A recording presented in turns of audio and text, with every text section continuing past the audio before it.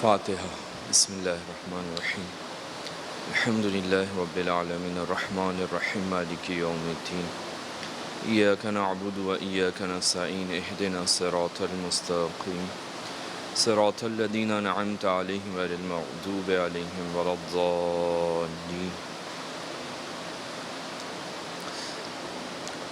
اعوذ باللہ من الشیطان الرجیم بسم اللہ الرحمن الرحیم الحمد للہ رب العالمین والصلاة والسلام علی سیدنا و نبینا و مولانا ابی القاسم محمد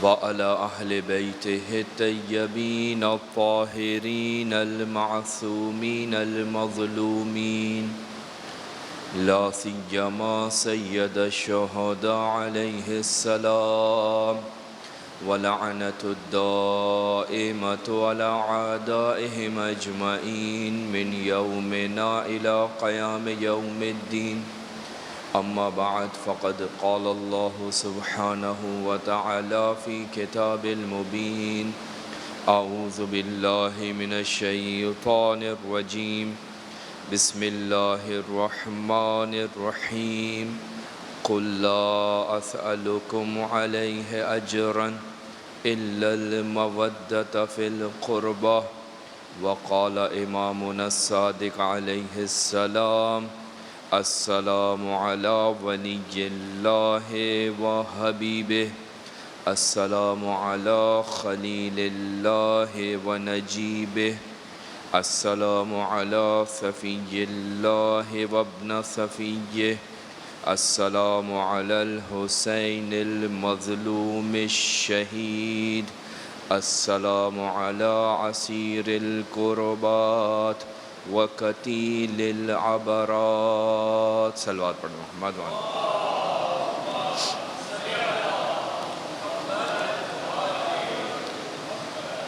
پروردگار آپ کی عبادات اپنی بارگاہ میں قبول فرمائے، آپ کو کوئی غم نہ دے سوائے غم اہل بیت کے۔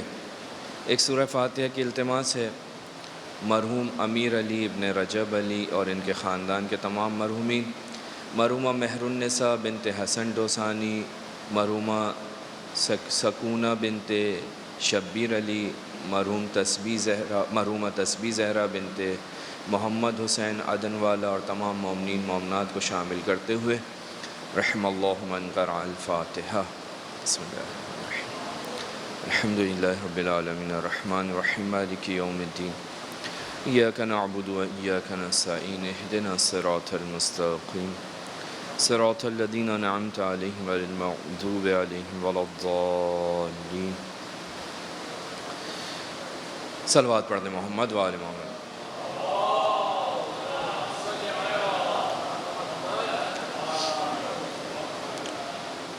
عزیزان محترم، امام حسین علیہ السلام کا 40واں نزدیک ہے۔ اسی مناسبت سے آپ کی خدمت میں اس زیارت کے جو 40 کے دن سے تعلق رکھتی ہے اس کے چند فقرات آپ کی خدمت میں تلاوت کرنے کا شرف حاصل کیا۔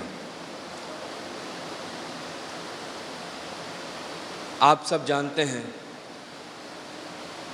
سید الشہداء امام حسین علیہ السلام کی مختلف زیارتیں ہیں، مختلف موقعوں پر، مختلف مناسبتوں پر معصومین علیہ السلام سے مختلف زیارتیں نقل ہوئی ہیں۔ عاشور کے دن کی ایک زیارت ہے، نیمہ شعبان کی الگ زیارت ہے، شب جمعہ کی الگ زیارت ہے، زیارت مطلقہ ایک زیارت ہے، زیارت وارثہ ایک زیارت ہے۔ اسی طرح ان زیارتوں میں ایک زیارت جو امام حسین علیہ السلام کے سلسلے میں معصومین سے نقل ہوئی یا چھٹے امام سے جو نقل ہوئی وہ زیارت روز اربعین ہے، 40ویں کے دن کی زیارت، کہ جسے 11ویں امام کی زبان سے نقل ہونے والی روایت کے مطابق مومن کی علامات میں سے ایک علامت بیان کیا گیا ہے۔ مومن کی 5 علامتیں 11ویں امام نے بیان کی۔ ان 5 علامتوں میں 11ویں امام فرماتے ہیں کہ ایک علامت روز اربعین کی زیارت ہے۔ یہاں سے اس زیارت کی اہمیت کا بھی اندازہ ہو جاتا ہے کہ جس زیارت کو معصوم امام مومن کی علامات میں سے بیان کرے، یقیناً اس کی اہمیت ہے، اور ہماری ذمہ داری اس زیارت کے مقابلے میں یہ عائد ہو جاتی ہے کہ ہم اس زیارت کی تلاوت کریں۔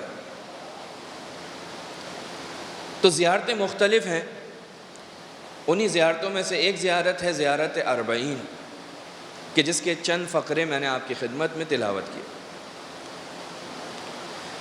اس زیارت کی اہمیت، اس زیارت کی سند کو دیکھنے کے بعد ہمارے سامنے واضح ہو جاتی ہے، کیونکہ عام طور پر جو زیارتوں کے اندر جو ایک مشکل ہمارے سامنے پیش آتی ہے، بعض افراد بعض زیارتوں کو دیکھنے کے بعد یہ بہت آسانی سے کہہ دیتے ہیں کہ زیارت ضعیف ہے، زیارت کمزور ہے، زیارت کی سند اچھی نہیں ہے۔ بہت سی زیارتوں پر یہ اعتراض ہوتے ہیں، کیونکہ زیارتوں کے اندر میں نے گزشتہ روز عرض کیا کہ زیارت میں جو مطالب ہوتے ہیں وہ ہر کسی کے لیے نہیں ہوتے، وہ خاص افراد سے ائمہ معصومین نے بیان کیے ہوتے ہیں۔ ہر انسان اس کے اندر بیان ہونے والے مطالب کو ہضم نہیں کر پاتا، اس کے اندر مختلف عقائد ائمہ معصومین کی طرف سے بیان کیے گئے ہوتے ہیں۔ اور رجت کا عقیدہ اگر آپ نے دیکھنا ہے تو زیارات کو دیکھیے، جو ایک مسلمہ عقیدہ ہے، عقیدہ اہل بیت کے مکتب سے تعلق رکھنے والوں کا، رجت کے نام سے اگر آپ دیکھیں تو زیارات کے اندر یہ عقیدہ آپ کو خاص طور پہ بالکل واضح انداز میں دکھائی دیتا ہے۔ اہل بیت کی محبت اور اہل بیت کے دشمنوں سے بیزاری کا عقیدہ زیارات کے اندر آپ کو بہت ہی واضح انداز میں دکھائی دیتا ہے۔ یہاں پر آ کر بہت سارے لوگ جو ہیں وہ پریشان ہوتے ہیں اور کہتے ہیں کہ جی زیارت ایسے ہی ہے، یہ زیارت کمزور ہے، یہ زیارت ضعیف ہے۔ لہٰذا بہتر ہے کہ 2 جملے اس کے بارے میں بھی آپ کی خدمت میں عرض کر دوں کہ زیارت نقل کرنے والا کون ہے۔ یہ جو اربعین کے دن کی زیارت ہے، یہ آپ تک جو پہنچ رہی ہے، امام صادق علیہ السلام سے جو شخص نقل کر رہا ہے، وہ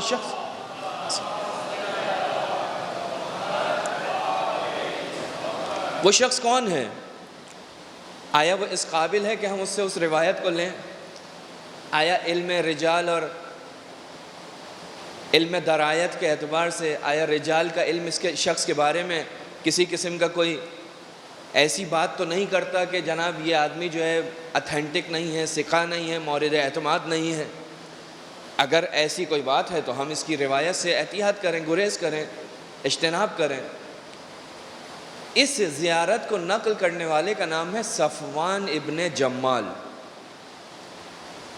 یہ 6 امام اور 7ویں امام کا صحابی ہے۔ اس کے بارے میں تمام علم رجال کے ماہرین افراد نے یہ لکھا ہے کہ یہ مورد اعتماد ہے 6 اور 7ویں امام کا، ثقہ ہے۔ حتیٰ اس کے بارے میں کہا جاتا ہے کہ یہ وہ شخص ہے کہ جس کو امام کی دعا شامل ہے۔ یہ وہ شخص ہے کہ جو اس زمانے میں کہ جب مولا کائنات کی زری، مولا کائنات کا حرم، مولا کائنات کی قبر سے کوئی واقف نہیں تھا، اس زمانے میں 6 امام کو کئی مرتبہ مدینے سے قبر امیر المومنین پر لے کر گیا اور زیارت کروائی۔ یعنی جس کو امام معصوم اپنے جد امیر المومنین علی ابن ابی طالب کی قبر کی زیارت کرا رہے ہیں،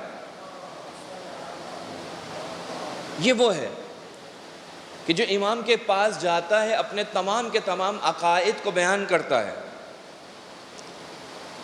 ایک چیز جو اصحاب ائمہ کے اندر دکھائی دیتی ہے وہ یہ ہے کہ وہ اپنے عقائد کو اپنے زمانے کے امام کے پاس جا کر بیان کرتے تھے. مولا توحید کے بارے میں یہ عقیدہ ہے، نبوت کے بارے میں یہ عقیدہ ہے میرا، امامت کے بارے میں یہ نظریہ ہے، قیامت کے بارے میں میرا یہ نظریہ ہے، آپ اس کی تائید کریں، اس کی تصحیح کریں، اگر کہیں غلطی ہے تو اصلاح کریں. صفوان ابن جمال ان افراد میں سے ہے کہ جو چھٹے امام صادق علیہ السلام کی خدمت میں جاتا ہے اور اپنے تمام کے تمام عقائد کو بیان کرتا ہے. امام اس کو دعا دیتے ہیں، رحمک اللہ، پروردگار عالم تجھ پر رحمت کرے. یعنی وہ اتنا قریبی افراد میں سے ہے کہ اپنے عقائد جا کر چھٹے امام کو بیان کرتا ہے.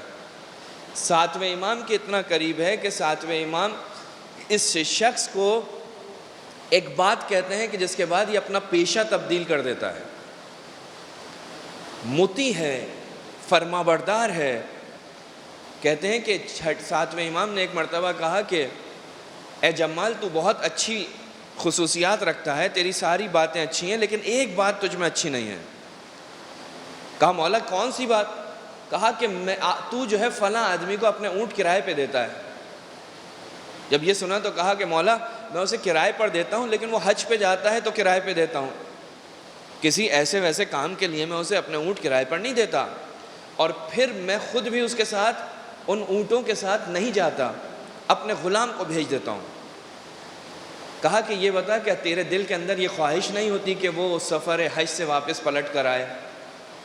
کہا ہاں. تو نہیں چاہتا کہ تجھے ان اونٹوں کا کرایہ ملے؟ کہاں؟ وہ اونٹوں کا کرایہ اسی وقت ملے گا نا جب وہ پلٹ کر آئے گا. کہاں؟ بس تیرے دل کے اندر اتنی گنجائش تو اس کی نسبت پائی جاتی ہے نا کہ وہ زندہ صحیح سلامت واپس پلٹ کر آئے. کہا ہاں مولا. کہا کہ جس کے دل میں اتنی گنجائش بھی ہو اس سے ہمارا کوئی واسطہ نہیں. اہل بیت کی محبت کے ساتھ ان کے دشمنوں کی محبت جمع نہیں ہو سکتی. تاریخ کہتی ہے کہ اس دن کے بعد سے اس نے سارے کے سارے اونٹ جب اس کو ملے اس نے سارے اونٹ بیچ دیے. اب ان صحاب کو پتہ چلا کہ صفوان نے سارے اونٹ بیچ دیے. صفوان کو بلایا، کہا کہ صفوان تم نے کیا کیا، اونٹ کیوں بیچ دیے؟ کہا میں بوڑھا ہو گیا ہوں، سنبھال نہیں سکتا، بیچ دیے. غلام اس قابل نہیں ہے. کہا نہیں، مجھے معلوم ہے کہ تم نے موسیٰ کاظم کے کہنے کی وجہ سے اونٹ بیچے ہیں. اگر ہماری گردن پہ تیرا حق نہیں ہوتا تو میں تجھے قتل کر دیتا. اس نے قتل کی پرواہ نہیں کی. یہ گیا، اس نے جا کر وہ سارے کے سارے اونٹ بیچ دیے. کیوں؟ اس لیے کہ اس کے زمانے کا امام اس سے راضی نہیں ہے. امام بالکل واضح انداز میں کہہ رہے ہیں کہ جس کے دل میں اس کی محبت ہو اس کے دل میں ہماری نہیں ہو سکتی. ایسا نہیں ہو سکتا کہ انسان کے دل میں کسی بت کی محبت بھی ہو اور اللہ کی بھی محبت ہو. یہ دو متضاد محبتیں، یہ دو اپوزٹ محبتیں ایک دل کے اندر جمع نہیں ہو سکتی. لہٰذا اہل بیت علیہ السلام کی محبت کے ساتھ بھی ذرہ برابر بھی کسی اور کی محبت جمع نہیں ہو سکتی. صلوات پڑھیں محمد و آل محمد.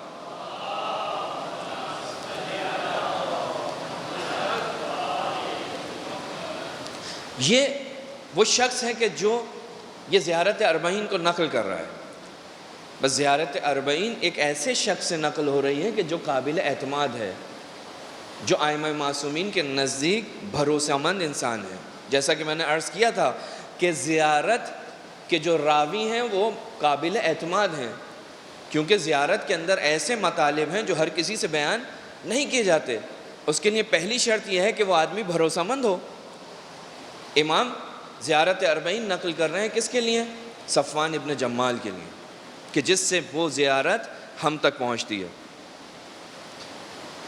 اب یہ جو زیارت ہے، اس زیارت کے اندر ہم دیکھتے ہیں کہ دوسری زیارتوں کی طرح سے اس زیارت کے اندر بھی ابتدا میں کچھ سلام ہیں جو میں نے آپ کی خدمت میں ابھی تلاوت کی ہے کہ السلام علی ولی اللہ و حبیب، السلام علی خلیل اللہ و نجیب، السلام علی صفی اللہ و ابن صفی. 3 سلام اس عنوان سے ہو رہے ہیں. گزشتہ روز میں نے آپ کی خدمت میں ایک نقطہ عرض کیا تھا، ایک بات عرض کی تھی کہ کسی بھی شخص کی شناخت 2 طریقے سے ہوتی ہے. ایک اس کے منصب کے اعتبار سے اور ایک اس کے حسب و نسب کے اعتبار سے۔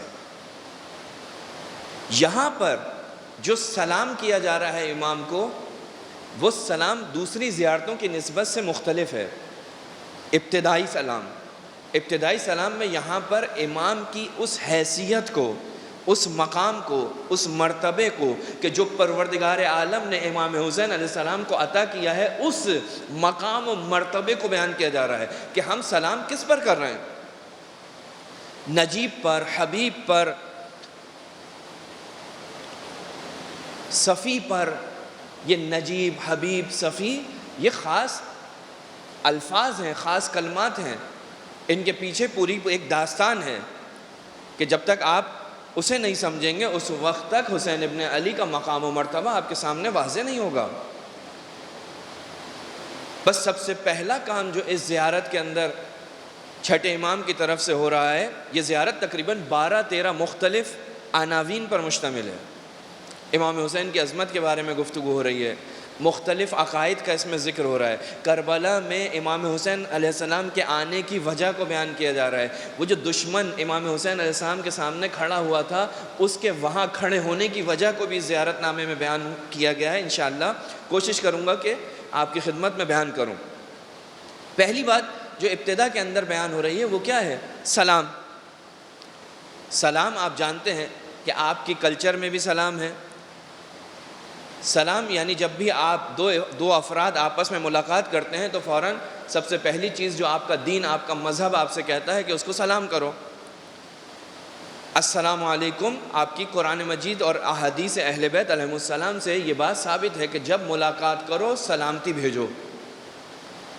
قرآن مجید کے اندر بھی پروردگار عالم ارشاد فرماتا ہے اذا جاءک الذین یؤمنون بآیاتنا فقل سلام علیکم، جب تمہارے پاس وہ لوگ آئیں کہ جو ہماری آیات پر ایمان رکھتے ہیں تو تم ان سے کہو، کیا کہو؟ سلام علیکم۔ اسی طرح سے روایات کے اندر اور دوسری آیات کے اندر سلام کا ذکر آیا ہے، نہ صرف ذکر آیا ہے بلکہ پروردگار عالم بھی اپنے انبیاء کے اوپر مختلف مقامات پر سلام دیتا ہوا دکھائی دے رہا ہے۔ قرآن مجید کے اندر یہ نا سلام علی نوح، نوح کے اوپر پروردگار کا سلام، ابراہیم کے اوپر پروردگار کا سلام، حضرت موسیٰ و ہارون کے اوپر سلام علی موسیٰ و ہارون قرآن مجید کے اندر ہے، سلام علی المرسلین، سلام علی آل یاسین، یہ سب سلام جو قرآن مجید کے اندر موجود ہیں۔ بس سلامتی پروردگار بھی بھیجتا ہے، اور آپ سب کی، ہم سب کی بھی ذمہ داری ہے کہ جب ہم کسی سے ملیں، کسی کی بارگاہ میں جائیں، کسی کے محضر میں جائیں، تو سب سے پہلی چیز جو ہماری زبان پہ آنی چاہیے وہ ہے سلام۔ لہٰذا جب ہم اپنے زمانے کے امام سے یا اپنے کسی بھی امام کی حضور میں، اس کے محضر میں پہنچتے ہیں تو سب سے پہلی گفتگو جو ہماری ہوتی ہے وہ شروع ہوتی ہی سلام سے ہے۔ ہماری ذمہ داری بنتی ہے کہ ہم سلام کریں، اور یہ سلام ایسا سلام ہے کہ جس کے بعد جواب کا آنا ضروری ہے۔ سلام کے بعد جواب نہ آئے کیسے ہو سکتا ہے؟ آپ کی شریعت یہ کہتی ہے سلام کا جواب واجب ہے، سلام کا جواب واجب ہے، تو کیسے ہو سکتا ہے کہ آپ معصوم کی بارگاہ میں کھڑے ہو کر سلام کریں اور سامنے سے جواب نہ آئے؟ آپ خود ہی تو زیارت ناموں کے اندر یہ جملہ کہتے ہوئے دکھائی دیتے ہیں کہ پروردگارہ یہ جن ہستیوں کی بارگاہ میں آیا ہوں یہ میری سلام کو سنتی بھی ہیں اور سلام کا جواب بھی دیتی ہیں۔ آپ ہی اس بات کی شہادت دیتے ہیں، گواہی دیتے ہیں کہ ہم یہ جو ہستیوں کے سامنے کھڑے ہوئے ہیں یہ ہماری گفتگو سنتی بھی ہیں اور ہمارا سلام کا جواب بھی دیتی ہیں۔ لہٰذا سلام جو کہ اللہ کا نام بھی ہے اور اسلام کی جانب سے آپ کا ایک فریضہ مقرر کیا گیا ہے کہ آپ جب کسی کے پاس جائیں تو سلام دیں۔ اشہد انک تسمع کلامی، میں گواہی دیتا ہوں کہ آپ میرے کلام کو سنتے ہیں۔ بس کیسے ہو سکتا ہے کہ آپ سلام کریں اور امام کی طرف سے جواب نہ آئے؟ جیسا کہ میں نے کل گزشتہ روز ایک واقعہ بھی آپ کی خدمت میں عرض کیا تھا کہ اس بکری چرانے والے نے سلام کیا، اور ایسے کتنے ہی واقعات ہیں کہ ایک عالم دین نے دیکھا ایک جوان امام حسین علیہ السلام کے حرم میں پہنچا اور باہر سے اس نے کہا السلام علیکہ یا ابا عبداللہ، خواب میں دیکھ رہا ہے السلام علیکہ یا ابا عبداللہ۔ ایک مرتبہ اس نے اس وقت خواب کے اندر امام حسین علیہ السلام کا جواب سنا، وعلیکہ السلام۔ ڈھونڈتا ہوا اس کے پاس پہنچا، اس سے کہتا ہے کہ میں نے رات کو ایسے ایسے خواب دیکھا کہ تو سلام کر رہا تھا، امام حسین علیہ السلام جواب دے رہے تھے۔ اس کے اوپر کوئی اثر نہیں پڑا اس کی بات کا۔ کہا میں تجھ سے حقیقت کہہ رہا ہوں، رات کو میں نے ایسا ہی خواب دیکھا ہے۔ کہا کہ جو تو نے خواب میں دیکھا ہے وہ میں بیداری میں سنتا ہوں۔ کیسے پہنچا؟ کسی بھی عمل کی وجہ سے امام حسین علیہ السلام نے اسے اس قابل بنا دیا۔ وہ عمل کیا تھا؟ جب اس نے پوچھا، کہا عمل کچھ نہیں تھا، صرف ماں باپ کی خدمت تھی۔ ماں باپ کی خدمت کا صلہ جو سید الشہداء نے اسے دیا وہ کیا تھا؟ وہ یہ تھا کہ اب جب وہ سید الشہداء کی بارگاہ میں جا کر سلام کرتا ہے تو سید الشہداء اس کے سلام کا جواب دیتے ہیں۔ ایک صلوات پڑھیے محمد وآلہ محمد۔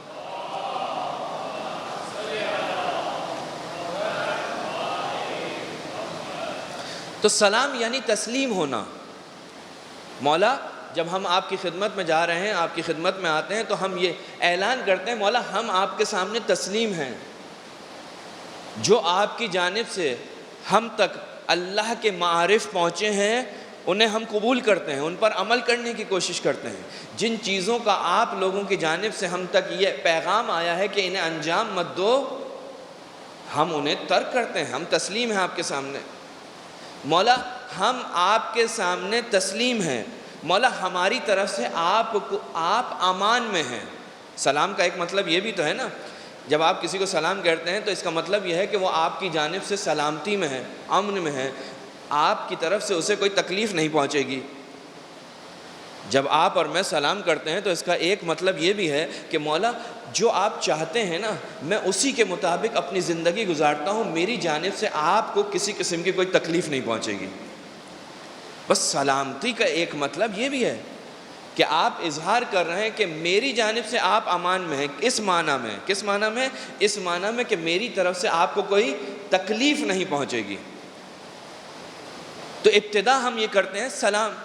اب یہ جو سلام کیا جا رہا ہے السلام علی ولی اللہ و حبیبہ، میں نے عرض کیا کہ منصب کو عنوان قرار دیا جا رہا ہے۔ سلام ہو میرا کس پر؟ اللہ کے ولی پر، اللہ کے حبیب پر۔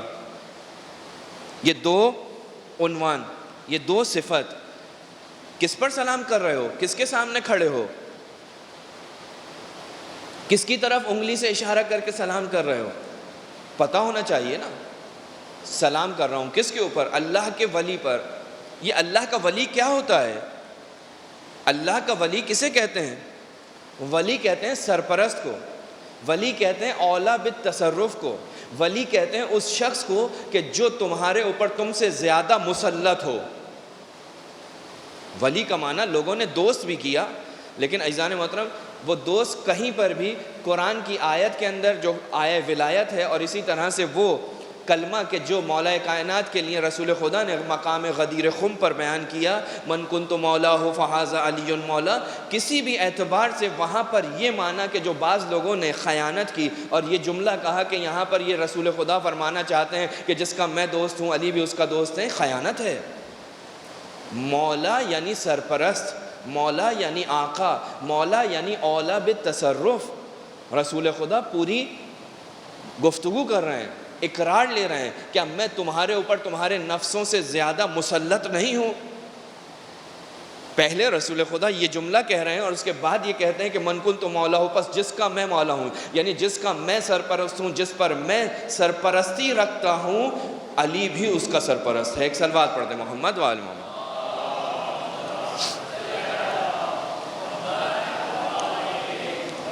پروردگار عالم قرآن مجید میں فرما رہا ہے انما ولیکم اللہ ورسولہ والذین آمنوا، اللہ تمہارا ولی ہے، رسول تمہارا ولی ہے۔ اور کون ہے؟ تیسرے مرحلے پر جو ولایت دی گئی پروردگار عالم کی جانب سے، کس کو؟ اس کو کہ جو الذین آمنوا یقیمون الصلاۃ، وہ جو صاحب ایمان ہے، جو حالت رکوع کے اندر زکوٰۃ دیتا ہے۔ حالت رکوع میں زکوٰۃ کس نے دی؟ ابن عباس صحابی رسول ارشاد فرماتے ہیں کہ ایک دن میں زمزم کے کنویں کے پاس بیٹھا ہوا تھا. ایک شخص آیا اور آ کر اس نے رسول کی احادیث کو بیان کرنا شروع کیا. قال رسول اللہ، قال رسول اللہ، قال رسول اللہ. یعنی رسول خدا کے نام کے بغیر وہ گفتگو ہی نہیں کر رہا تھا، جس کا چہرہ چھپا ہوا تھا. چہرہ چھپا ہوا تھا اور بار بار رسول خدا کا نام لیتا تھا کہ رسول نے یہ کہا، رسول نے یہ کہا، یا رسول نے یہ کہا. ابن عباس خود ایک بہت بڑا محدث ہے، مفسر ہے، صحابی رسول ہے. پریشان ہوا کہ یہ کون ہے کہ جس نے اپنا چہرہ چھپایا ہوا ہے اور بار بار رسول کے فرمان، رسول کی احادیث بیان کر رہا ہے. کہا کہ تجھے قسم ہے اس رسول کی، اپنا چہرے سے اس نقاب کو ہٹا اور مجھے بتا کہ تو کون ہے. روایت کہتی ہے اب اس آنے والے نے اپنے چہرے سے نقاب ہٹایا اور ایک جملہ کہا جو مجھے نہیں پہچانتا پہچان لے، جو پہچانتا ہے وہ پہچانتا ہے، جو نہیں پہچانتا مجھے پہچان لے. میں صحابی رسول ابو ذر ہوں، میں اللہ کے رسول کا صحابی ابو ذر ہوں. کہا میں قسم کھاتا ہوں میں نے ان کانوں سے سنا، اگر جھوٹ بولوں تو میرے کانوں کی شنوائی کی طاقت، سننے کی طاقت اسی وقت ختم ہو جائے. میں نے ان آنکھوں سے دیکھا، اگر جھوٹ بولوں تو ان آنکھوں کی بصارت اور دیکھنے کی طاقت ابھی اسی وقت ختم ہو جائے. کہ میں ایک روز رسول خدا کے ہمراہ مسجد میں موجود تھا، ظہر کی نماز پڑھ رہا تھا کہ ایک مرتبہ وہاں پر ایک سائل آیا، سوال کرنے والا آیا. اس نے وہاں پر سوال کیا. اللہ کا رسول نماز میں مشغول تھا، اللہ کا رسول نماز میں مشغول تھا، امیر المومنین علی نماز میں مشغول تھے. ایک مرتبہ جب اس کے سوال کا جواب کسی نے نہیں دیا تو اس نے ہاتھ بلند کی اور کہا پروردگارہ گواہ رہنا میں تیرے نبی کی مسجد میں آیا تھا، سوال کر رہا تھا، کسی کا جواب نہیں آیا. کہا میں نے اس وقت دیکھا کہ امیر المومنین نے اپنے سیدھے ہاتھ کی انگلی سے اشارہ کیا، وہ سائل آپ کے قریب آیا، آپ حالت رکوع میں تھے، آپ کی انگوٹھی اس نے اتاری اور وہ اس انگوٹھی کو اتار کے چلا گیا. اس کے بعد رسول خدا نے اپنی نماز کو ختم کیا اور پروردگار عالم کی بارگاہ میں خطاب کیا، پروردگارہ میرا بھائی موسیٰ تیری بارگاہ میں حاضر ہوا اور اس نے تیری بارگاہ میں یہ کہا پروردگارہ میری زبان کی لکنت ختم کر دے،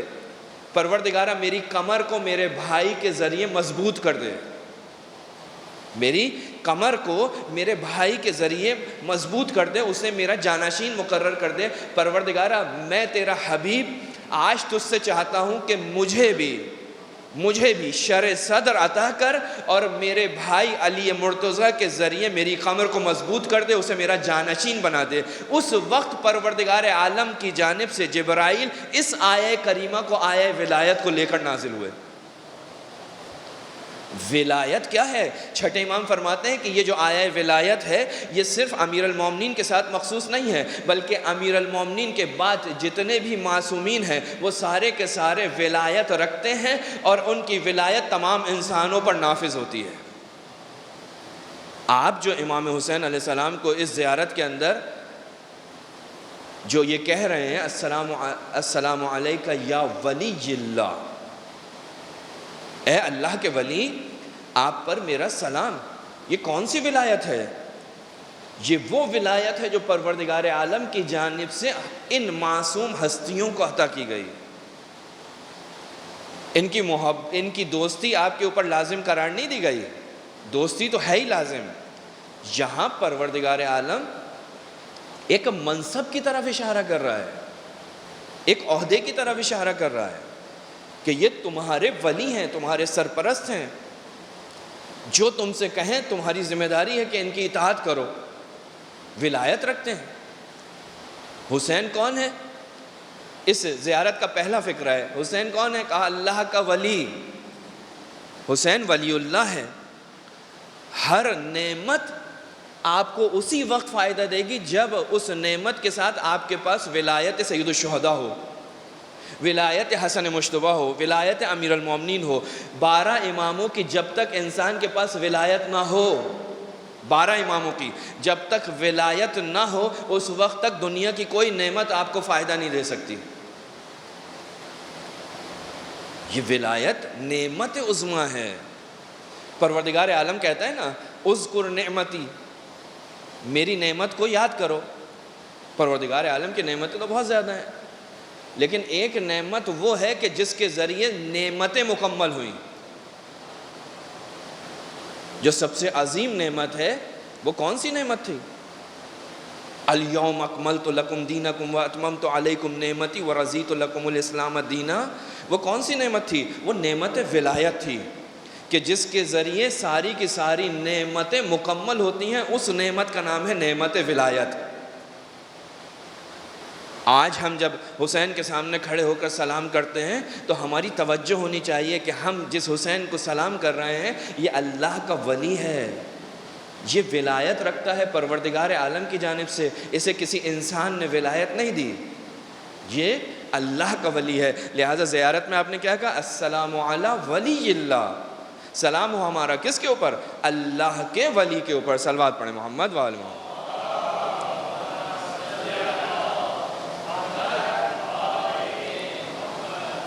لہٰذا آپ زیارت کے اندر بھی یہ جملہ پڑھتے ہیں، یا ابا عبداللہ، امام حسین علیہ السلام کو مخاطب کرتے ہیں، اور پھر یہ جملہ آپ ارشاد پڑھتے ہیں، یا ابا عبداللہ انی اتقرب الی اللہ وعلی رسولہ وعلی امیر المومنین وعلی فاطمہ وعلی الحسن وعلی الحسین وعلیک بموالاتک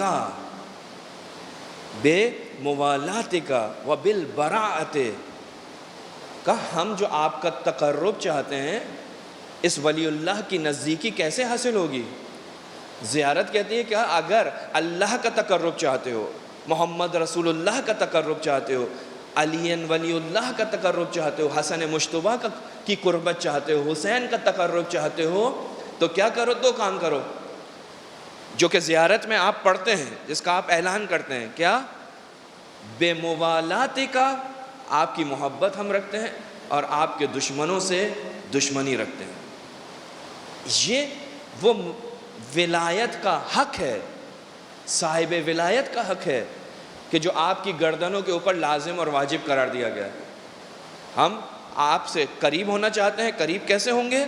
قریب ہونے کا صرف دو ہی طریقے ہیں. ایک، آپ سے محبت، اور آپ کے دشمنوں سے بیزاری. اللہ سے قریب ہونا چاہتے ہیں، کیسے قریب ہوں گے؟ اللہ سے اگر قربت اللہ کی حاصل کرنی ہے تو کیسے حاصل ہوگی؟ کہا اللہ کی قدرت دو طریقوں سے حاصل ہوگی. ایک اللہ کی محبت، دوسری اللہ کے دشمنوں سے دشمنی. ایسا نہیں ہو سکتا کہ اللہ کی محبت ہو لیکن دشمنوں سے دشمنی نہ ہو. یہ نہیں ہو سکتا، یہ نہیں ہو سکتا. اس کا مطلب یہ ہے کہ اللہ سے محبت نہیں ہے. ایک صلوات پڑھیں محمد وآلہ.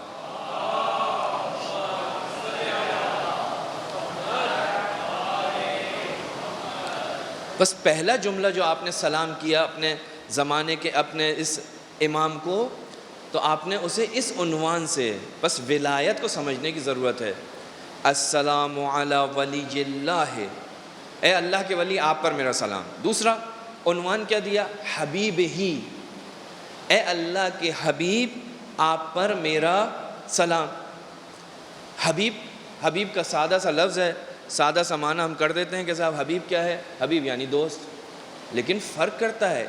اگر صرف دوست ہی کی بات ہوتی تو پروردگار عالم قرآن مجید میں اپنے انبیاء کو مختلف خصوصیات سے پکارتا ہے. کسی نبی کو کہتے ہیں صفی اللہ، کسی کو کہتے ہیں کلیم اللہ، کسی کو کہتے ہیں حبیب اللہ، کسی کو کہتے ہیں کلیم اللہ. یہ مختلف عنوان مختلف نبیوں کے ساتھ آ رہے ہیں. کسی کو کہتے ہیں خلیل اللہ. یہ خلیل اللہ، حبیب اللہ، صفی اللہ، کلیم اللہ، یہ مختلف خصوصیات کی طرف اشارہ ہیں. وہ جو اللہ کے نبی تھے ان کے اندر جو مختلف خصوصیات پائی جاتی تھی، ان خصوصیات کی طرف ان کلمات کے ذریعے اشارہ ہو رہا ہے. یہ کلمات کوئی کسی انسان نے نہیں ان نبیوں کو عطا کیے. حبیب اللہ پروردگار کہتا ہے، کلیم اللہ پروردگار کہتا ہے، صفی اللہ پروردگار کہتا ہے. یہ سارے کے سارے کلمات پروردگار عالم کہہ رہا ہے اپنے نبیوں کو. حبیب اللہ ایک لقب ہے جو اللہ کے نبی کا لقب ہے. اور وہ بھی کون سے نبی کا؟ وہ نبی کہ جو اس کائنات کا سب سے عظیم، اس کائنات کی مخلوق اول، وہ نبی کہ جس کے وجود کی وجہ سے یہ کائنات خلق ہوئی، وہ نبی کہ جو سردار انبیاء ہے، وہ نبی جو خاتم الانبیاء ہے، کہ جس نبی کی اطاعت تمام کے تمام انبیاء پر واجب ہے. اس نبی کو پروردگار عالم نے کیا کہا ہے؟ حبیب اللہ. روایات میں اس نبی کو اس عنوان سے پکارا گیا ہے، یہ اللہ کا حبیب ہے۔ حبیب کسے کہتے ہیں؟ حبیب کے بارے میں گفتگو ہوئی ہے بہت۔ روایت کہتی ہے کہ حبیب اسے کہا جاتا ہے کہ جس سے اللہ محبت کرتا ہے اور وہ بھی اللہ سے محبت کرتا ہو۔ محبت دو طرفہ ہوتی ہے۔ وہ محبت کہ جسے محبت کہا جائے، وگرنہ ہم بھی بہت سے لوگوں سے محبت کرتے ہیں لیکن ضروری نہیں ہے کہ وہ ہم سے محبت کرتا ہو۔ ایک آدمی ہے جو کہتا ہے میں علی سے محبت کرتا ہوں، لیکن ضروری نہیں کہ علی بھی اس سے محبت کرتے ہیں۔ اپنے آپ کو جب تک علی کے رنگ میں نہیں ڈھالے گا اس وقت تک علی کی محبت اس کے شامل حال نہیں ہوگی۔ اللہ سے محبت کرتے ہیں لیکن اللہ اس سے محبت کرتا ہے نہیں کرتا معلوم نہیں ہے۔ اللہ نے کچھ معیار دیے ہیں، کہا اگر تم ان معیار پر پورا اترو گے تو اللہ تم سے محبت کرے گا۔ بس محبت ایک طرفہ ہو تو کافی نہیں ہے، محبت کے لیے ضروری ہے کہ اس کی دونوں طرف ہوں۔ حبیب اس محبت کرنے والے کو کہتے ہیں کہ جو محبت دو طرفہ ہو، جہاں بندہ بھی رب سے محبت کرتا ہو اور اس کا رب بھی اس بندے سے محبت کرتا ہو۔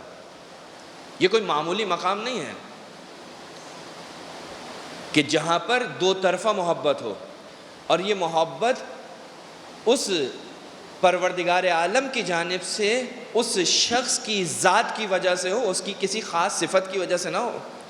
قرآن مجید کے اندر مختلف صفات رکھنے والوں سے یہ کہا گیا ہے کہ صاحب اللہ ان سے محبت کرتا ہے، کہ صاحب واللہ یحب التوابین، پروردگار عالم توبہ کرنے والوں سے محبت کرتا ہے، قرآن مجید میں ہے۔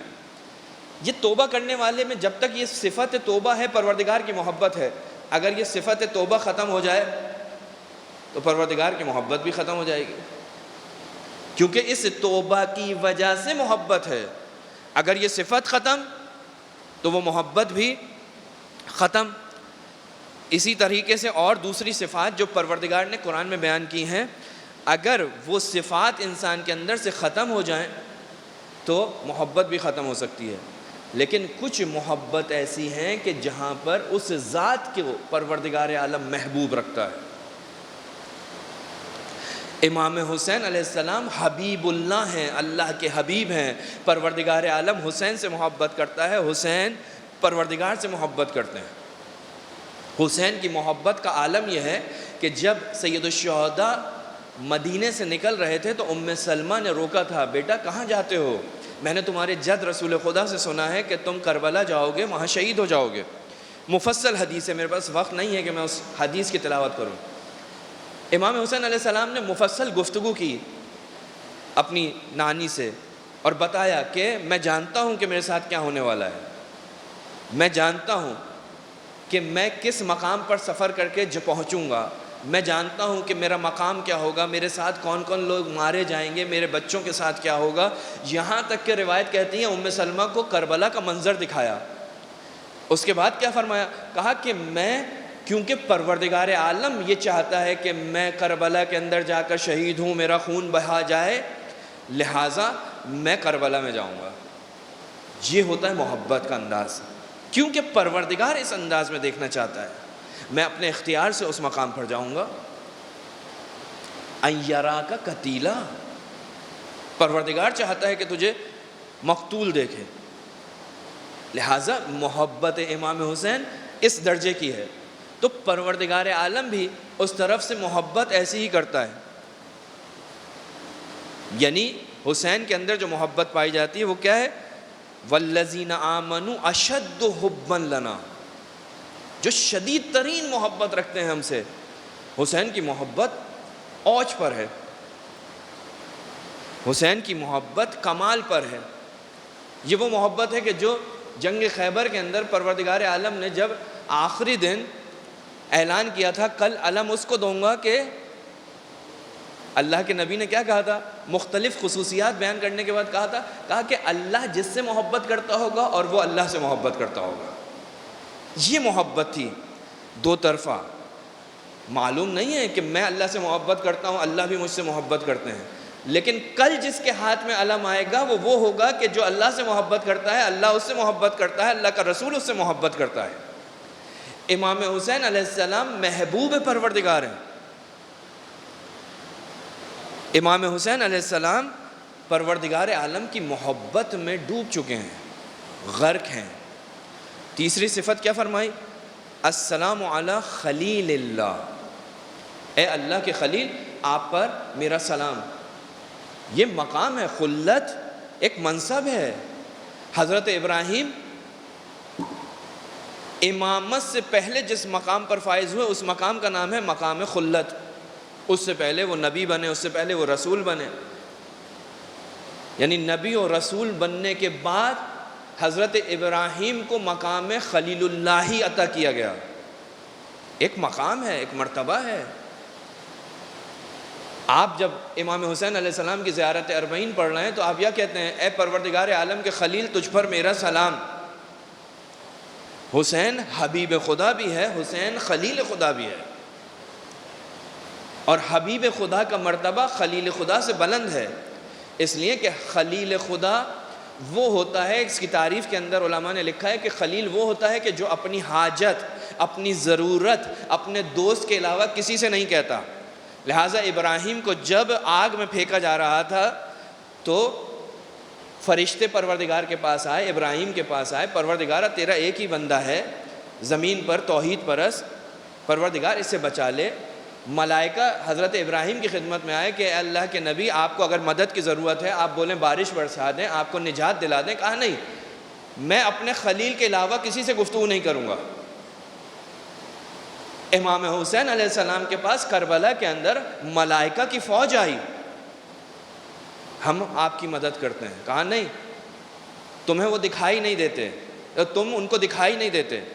کہا ہم انسانی شکل اختیار کر لیتے ہیں. کہا نہیں، مجھے تمہاری مدد کی ضرورت نہیں ہے. جن آئے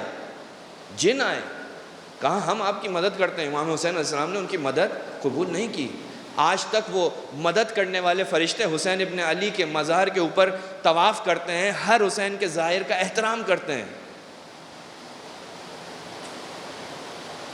امام حسین کون ہیں؟ اللہ کے خلیل ہیں. ہمیں اس منصب کو پہچاننا ہے.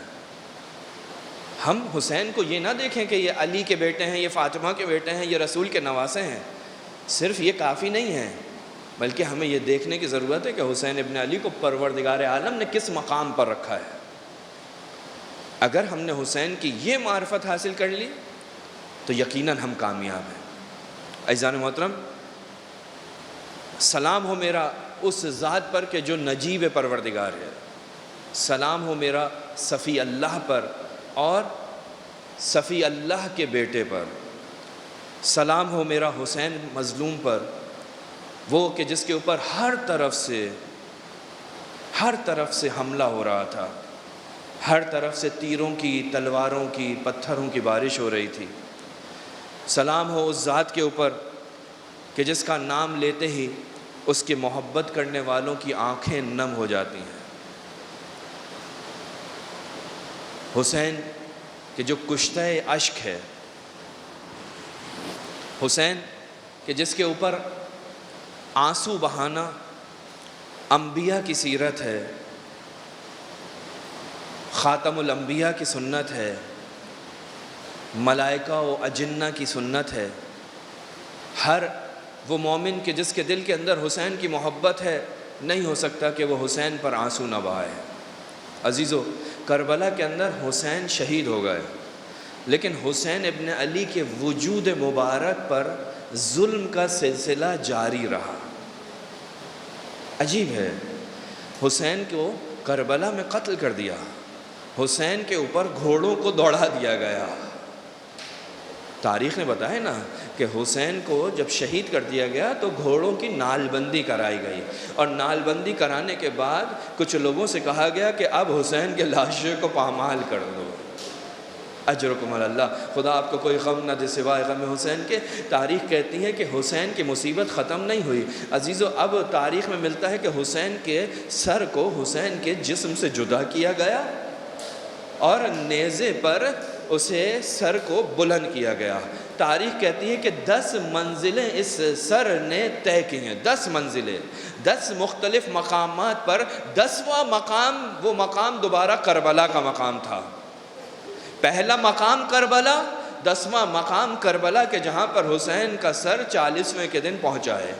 10 مقام ہیں، اور اس 10 مقامات میں 4 مقامات ایسے ہیں کہ جہاں پر حسین ابن علی نے کلام کیا ہے۔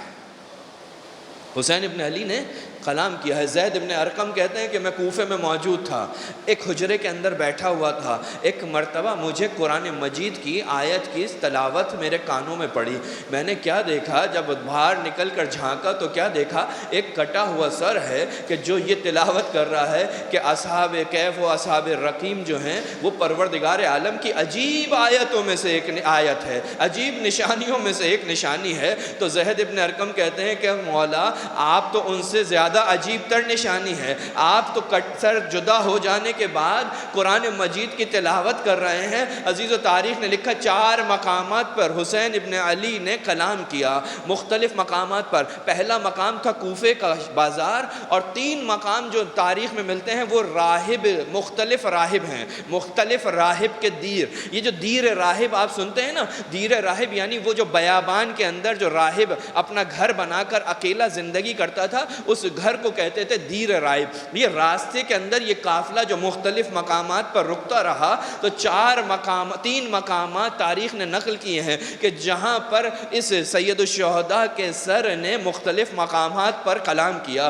ایک مقام پر جب سید الشہداء کا سر راہب کے دیر کے باہر رکھا ہوا تھا اور وہ ملون دور بیٹھے ہوئے شراب نوشی میں غرق تھے، کھانا کھا رہے تھے، حسین کا سر دروازے کے ساتھ، دیوار کے ساتھ رکھا تھا۔ ایک مرتبہ دیوار سے ایک ہاتھ برآمد ہوا جس نے دیوار کے اوپر ایک جملہ لکھا، ارے یہ لوگ کہ جو محمد کے ماننے والے ہیں کبھی بھی انہیں محمد کی شفاعت نصیب نہ ہوگی۔ جیسے ہی ان لوگوں نے دیکھا کہ ایک ہاتھ دیوار سے برآمد ہوتا ہے، یہ جملات لکھتا ہے، کچھ لوگ خوف کے مارے پریشان ہوئے، کچھ لوگ اس ہاتھ کے پیچھے گئے۔ اس منظر کو اس راہب نے اپنے گھر سے دیکھا، اپنے حجرے سے دیکھا۔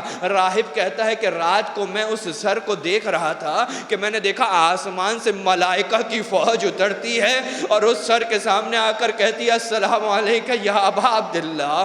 راہب کہتا ہے ایک مرتبہ جب صبح کا سورج نمودار ہوا تو میں ان ملونوں کے پاس گیا، میں نے ان سے پوچھا یہ کس کا سر ہے، یہ کس کا سر ہے؟ کہا کہ ایک باغی کا سر ہے۔ کہا اس کا نام کیا تھا؟ یہ کس کا بیٹا ہے؟ کہا کہ علی کا بیٹا۔ کہا اس کی ماں کا نام؟ کہا فاطمہ بنت محمد۔ بس یہ سننا تھا۔ ایک مرتبہ غصے میں آ کر کہتا ہے کہ تمہیں شرم نہیں آتی؟ ارے تم نے اپنے نبی کے فرزند کے ساتھ یہ کیا کر ڈالا؟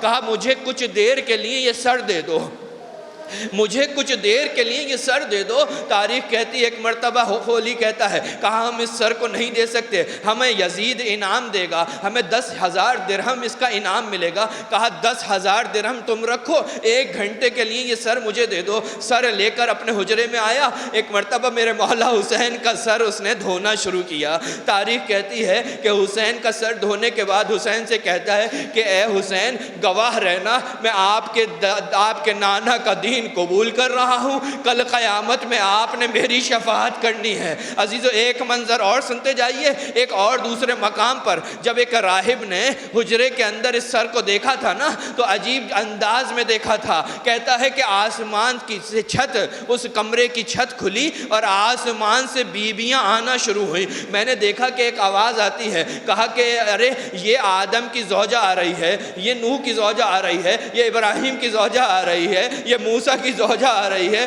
ایک مرتبہ آواز آئی اے راہب اپنی آنکھیں بند کر لے، حسین کی ماں فاطمہ آ رہی ہے۔ کہا میں غش کھا کے زمین پر گرا، مجھے نہیں معلوم، لیکن جب میں افاقہ ہوا، ہوش میں آیا تو میں اس صندوق کے پاس گیا، میں نے سر کو کھولا، ارے سر کو میں نے شستشو کیا، اس سر کو دھویا، خوشبو لگائی۔ ایک مرتبہ اس سر سے کلام کیا کہ تجھے واسطہ پروردگارہ، تجھے عیسیٰ کی عظمت کا واسطہ، اس سر سے کہے کہ یہ مجھ سے کلام کرے۔ ایک مرتبہ اس سر سے آواز آئی، اے راہب تو کیا چاہتا ہے؟ کہا مجھے بتائیے آپ کون ہیں؟ ایک مرتبہ حسین کے سر سے کلام کی آواز آئی، ارے میں محمد مصطفیٰ کا بیٹا، میں علی کا بیٹا، میں فاطمہ کا بیٹا۔ کہا اور بتائیے اپنے بارے میں۔ ایک مرتبہ اس سر نے کہا، ارے میں مظلوم کربلا، ارے میں وہ ہوں کہ جسے کربلا میں 3 دن کا بھوکا پیاسا قتل کر دیا گیا۔ راہب نے اپنا سر حسین کے سر پر رکھا، کہا اے حسین، ارے گواہ رہنا میں آپ کے دین پر آتا ہوں، ارے کل قیامت میں آپ نے میری الا لعنت اللہ علی قوم الظالمین وسیعلم الذین ظلموا ای منقلب ینقلبون۔ پروردگار ہماری عبادت اپنی بارگاہ میں قبول فرما، پروردگار ہمیں محمد و آل محمد کے ساتھ محشور فرما، پروردگار ہمیں زیادہ سے زیادہ بہتر انداز میں اہل بیت کی معرفت حاصل کرنے کی توفیق عطا فرما۔ پروردگارہ حاضرین مجلس کی تمام شرعی حوائج کو اپنی بارگاہ میں قبول فرما۔ پروردگارہ جہاں جہاں اہل بیت کے چاہنے والے آباد ہیں ان کی جان مال عزت آبرو کی حفاظت فرما۔ علماء کرام مراجع کرام کو طول عمر و صحت و سلامتی عطا فرما۔ ہمارے وقت کے امام کے ظہور میں تعجیل فرما، ہمیں ان کے اعوان و انصار میں شامل فرما۔ ماتم حسین۔